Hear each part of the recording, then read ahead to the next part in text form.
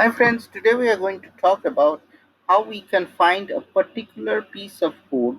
Suppose I have to check where I have put a check on a user ID for workflow batch. So this is a S4 HANA system and I want to check whether I have put a check on SAP underscore WFRT checks on the user ID. Can I find it?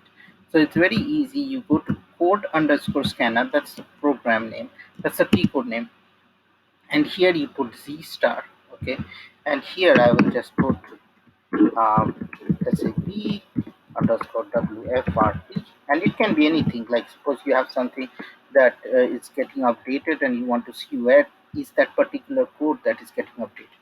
So here I'll just execute. The moment I execute, I will get all the information. So here you can see all the Z objects. The packages are getting checked. If you want to use standard codes, also standard codes that SAP is telling about, and you want to find all those things, you can also very easily find this through this particular magic transaction code underscore scanner. So here you can find all the places where this particular SAP underscore WFRT is being checked.